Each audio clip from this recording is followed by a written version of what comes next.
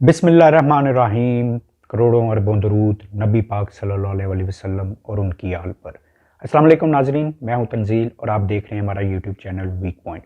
नाजरीन, तहरीक इंसाफ के चेयरमैन इमरान खान साहब के जो दो बयानात ऐसे सामने आए हैं जिसके बाद लगता है कि मुल्क में जो जारी सियासी खेल है वो इंतहाई दिलचस्प मरहले में दाखिल हो चुका है। इमरान खान साहब के ये दो बयानात इंतहाई अहमियत के हामिल हैं क्योंकि ये बयानात उनके उन मुतालबात से मुतल्लिक हैं जिस पर तहरीक इंसाफ की इन दिनों पूरी इमारत की बुनियाद रखी गई थी। और इमरान खान साहब ये मुतालबात बड़ी शिद्दत से दोहराते भी चले आ रहे थे, लेकिन अब बज़ाहिर लग रहा है कि वो अब इन मुतालबात से पीछे हट गए हैं। इन मुतालबात में जो सर फहरिस्त मुतालबा था वो था नए इलेक्शन का इनेकाद जल्द से जल्द, और इसी मुतालबे से रिलेट करता एक जो मुतालबा उनका बाद में सामने आया वो था आर्मी चीफ की तैनाती की जो मशावरत है उसमें उनको भी शामिल किया जाए। बुनियादी तौर पर इमरान खान साहब की ख्वाहिश ये थी कि आर्मी चीफ की तैनाती नई हुकूमत करे, यानी कि इलेक्शन के बाद जब नई हुकूमत का क़याम हो जाए तो वो आर्मी चीफ की तैनाती करे। और उनकी ये सोच मंतकी तहरीके इंसाफ के लिहाज से इसलिए थी कि उनको पूरा यकीन है कि नए इलेक्शन का जब इनेकाद होगा तो तहरीके इंसाफ न सिर्फ फतह हासिल करेगी बल्कि भारी अक्सरियत से कामयाब होगी, क्योंकि मुल्क के जो मारूजी सियासी हालात हैं वो इसी तरफ इशारा करते दिखाई दे रहे हैं। नए इंतखाबात के इनेकाद को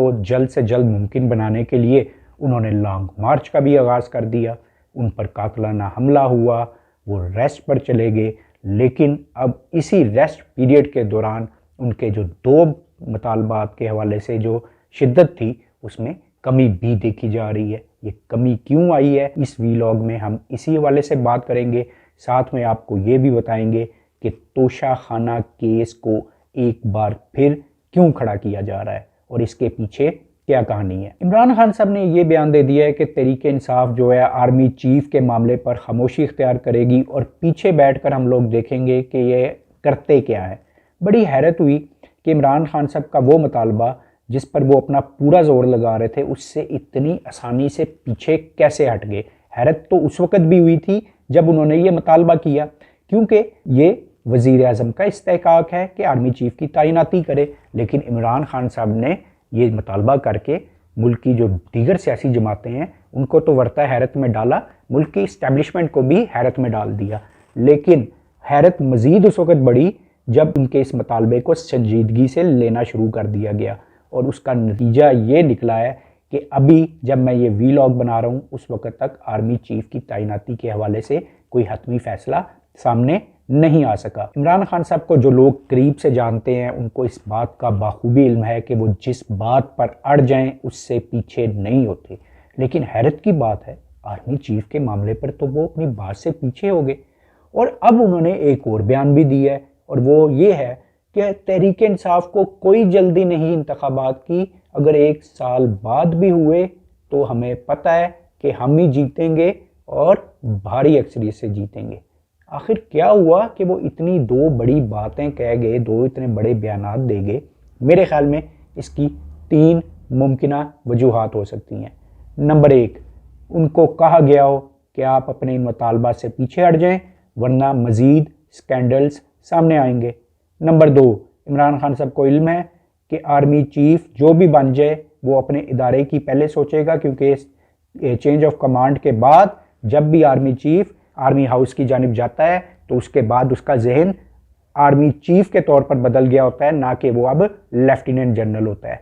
और नंबर तीन जो है, इसकी तीसरी जो वजह मुमकिन तौर पर बन सकती है वो ये है कि इमरान खान साहब को ये इल्म है कि जो वो चाहते हैं वैसा ही होगा। फर्स्ट रीज़न को तो किसी तौर पर तस्लीम किया ही नहीं जा सकता, क्योंकि उनका तो जो भी स्कैंडल सामने आया उसने उनकी मकबूलियत को कम नहीं किया बल्कि बढ़ा दिया।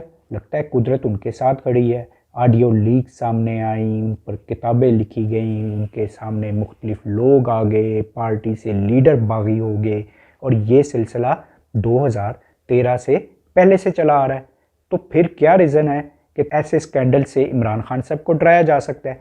मेरे ख्याल में ऐसे किसी भी स्कैंडल से खान साहब कम अज़ कम अपने मौक़िफ़ से पीछे हटने वाले नहीं हैं। दूसरी रीज़न मुमकिन तौर पर यह भी हो सकती है कि इमरान खान साहब के जहन में आया हो कि आर्मी चीफ तो आर्मी चीफ है, माजी में नवाज शरीफ साहब ने भी तो आर्मी चीफ बनाए थे, तो नतीजा क्या है, यानी कि जब आर्मी चीफ बन जाता है और वो गाड़ी में बैठकर आर्मी हाउस की जानिब जाता है तो वो शायद ये ज़रूर सोचता होगा कि अब पूरी पाकिस्तानी अवाम की नज़रें मुझ पर हैं, पूरे इदारे यानी कि फ़ौजी इदारे की नज़रें मुझ पर हैं, तो अब मुझे गैर सियासी रहना है। अगर कभी माजी में मैं सियासी था भी, लेकिन अब मुझे सियासी रहना नहीं है, मुझे गैर सियासी रहना है। तो शायद इमरान खान साहब को इस बात का दारिक हो गया हो। लेकिन ये रीज़न भी इसलिए नहीं मानी जा सकती क्योंकि इमरान खान साहब 26 साल से पॉलिटिक्स कर रहे हैं, सारे नशेबो फराज उन्होंने देखे हैं, तो उनको बाखूबी इल्म है कि आर्मी चीफ़ की तैनाती के मामला किस किस्म के होते हैं और आर्मी चीफ़ बनने के बाद जो लेफ्टिनेंट जनरल होता है, वो 4 स्टार जब जनरल बनता है तो उसका रवैया कैसा होता है। तो मेरे ख्याल में अगर उनको इस बात का दारिक पहले ही था तो फिर वो ऐसी ज़िद ही ना करते।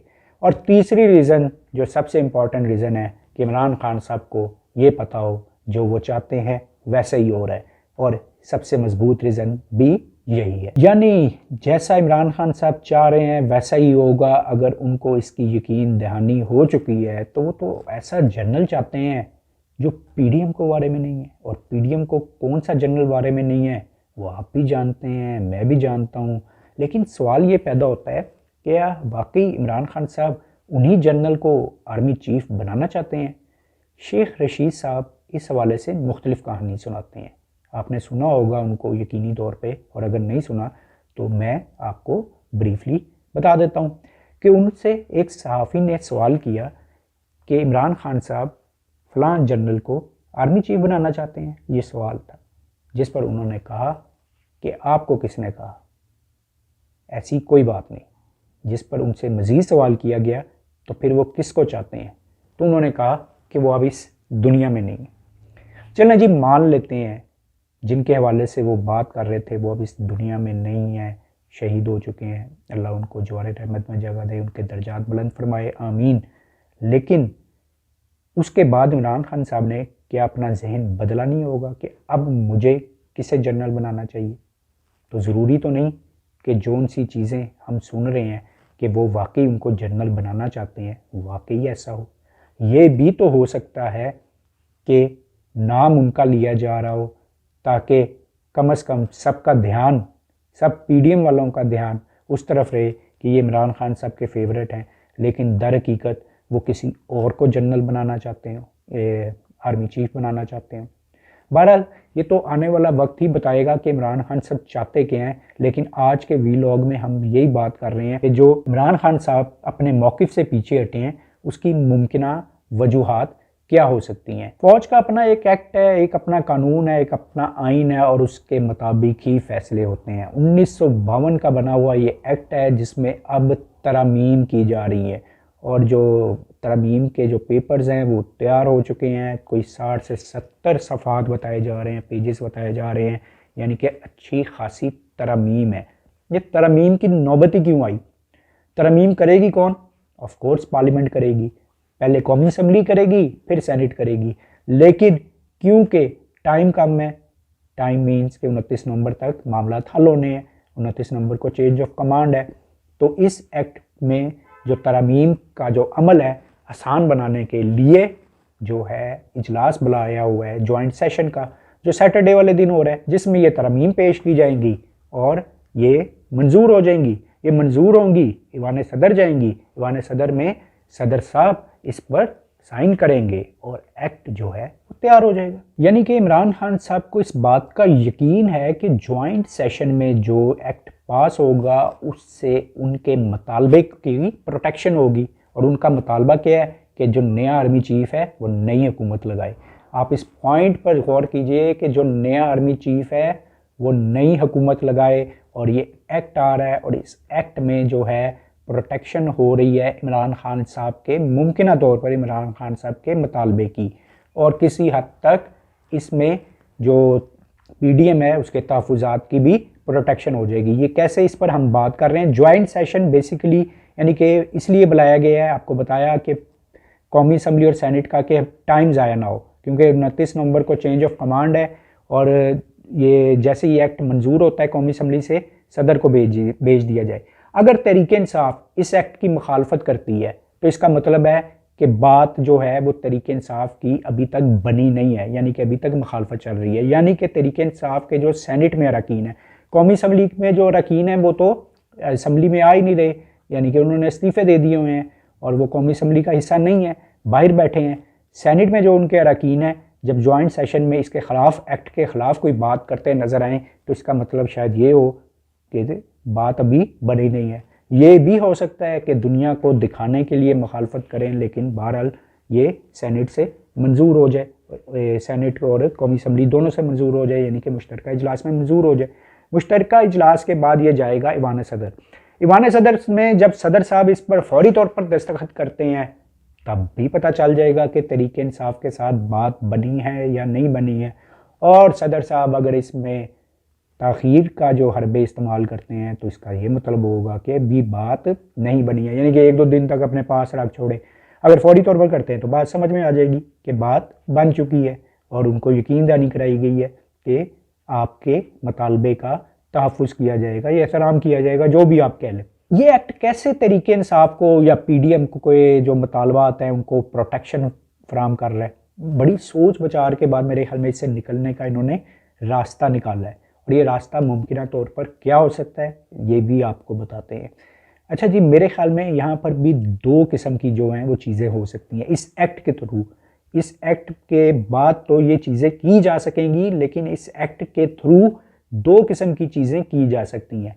पहली चीज़ ये है कि चीफ ऑफ आर्मी स्टाफ के साथ joint chief of staff committee, ये 2 ओहदे होते थे, एक तीसरा ओहदा क्रिएट कर दिया जाए, यानी कि 4 स्टार जनरल बैक वक्त 3 हुआ करेंगे और वो होगा vice chief of army staff का। मैं क्योंकि नाम लेने में एहतियात बरत रहा हूँ तो मैं इसमें एहतियात ही बरतूंगा। हो सकता है कि vice chief of army staff Tehreek Insaf के किसी ऐसी शख्सियत को, या तहरीक इंसाफ जिसको चाहती है उस ऐसी शख्सियत को लगा दिया जाए और तहरीक इंसाफ को ये कहा जाए कि आपका जो बंदा है वो प्रोटेक्टेड जोन में अब आ गया है, यानी कि is vice chief of army staff और 4 स्टार जनरल है।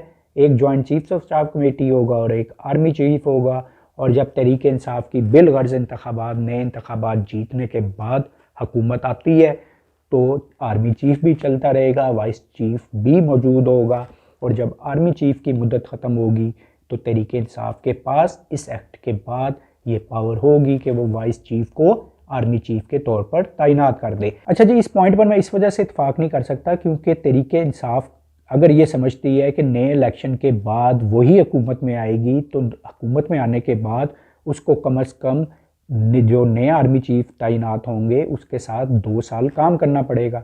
काम ये करना पड़ेगा कि वो उनके दौर में वही आर्मी चीफ होंगे और उनको इंतज़ार करना पड़ेगा उनकी रिटायरमेंट तक का, और रिटायरमेंट के बाद वो नए आर्मी चीफ लगाएंगे, यानी कि 2 साल तो उनके ऊपर एक तरह से तलवार लटक रही होगी। अच्छा जी, दूसरा पॉइंट क्या है, आपने सुना होगा कि इस एक्ट में अब री अपॉइंटमेंट के साथ रिटेंशन का वर्ड भी जो है वो इस्तेमाल हो रहा है। रिटेंशन क्या है? Retention is basically alternative to extension, यानी कि आइंदा आप एक्सटेंशन का वर्ड नहीं सुनेंगे। हुकूमत को ये इख्तियार हासिल होगा कि वो किसी भी ऑफिसर को रिटेन कर सकती है। रिटेन मीन बरकरार रख सकती है, यानी कि एक्सटेंशन का मुतबादिल है। लेकिन ये सिर्फ आर्मी चीफ पर लागू नहीं होगा, नीचे आने वाले फौजी अफसरान पर भी लागू होगा।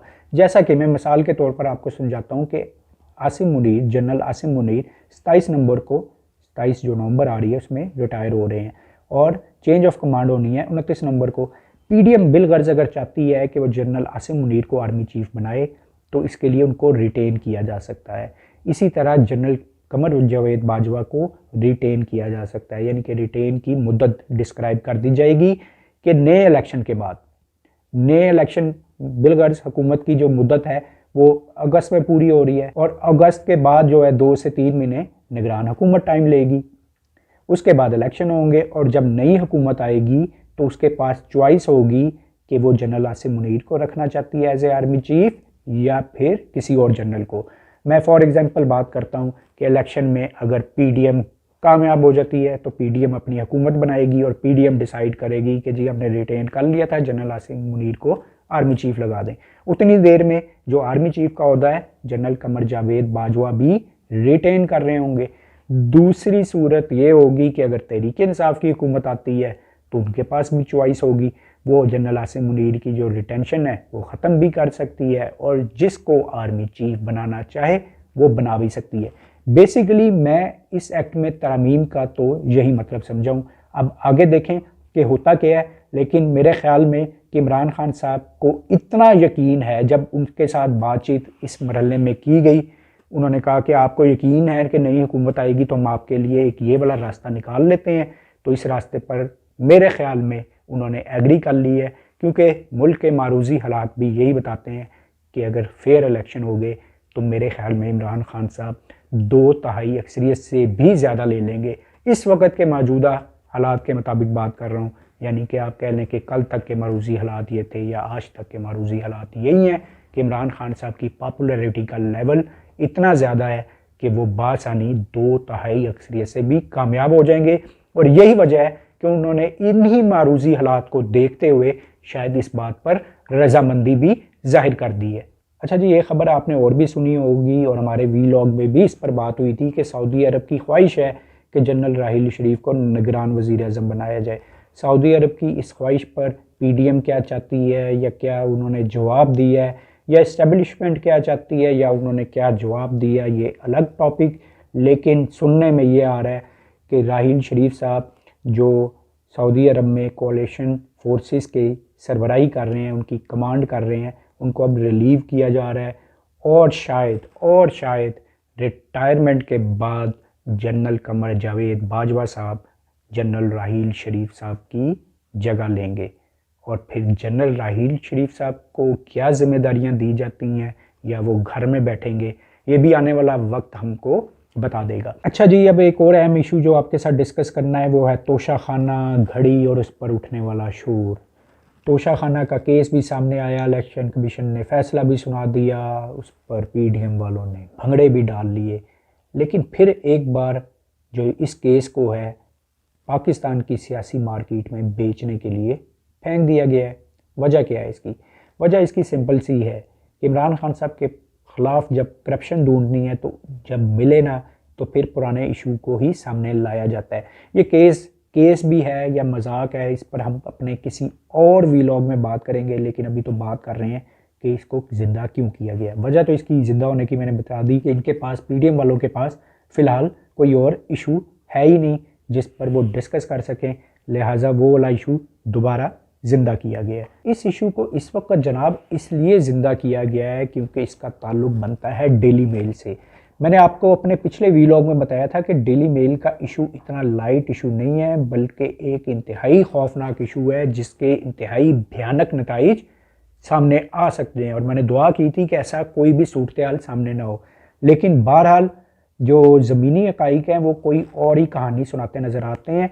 बरतानवी अदालत ने ये वाज़ह तौर पर कह दिया हुआ है कि जनाब आप अपना जवाब जमा कराएं, क्योंकि आपका जो जमा कराया गया जवाब था, यानी कि मैं आपसे मुराद मैं शहबाज शरीफ साहब की बात कर रहा हूँ, उनका जो जवाब जमा कराया गया था उसको बरतानवी अदालत ने मुस्तरद कर दिया था और उन्होंने कहा था नया जवाब जमा कराएं।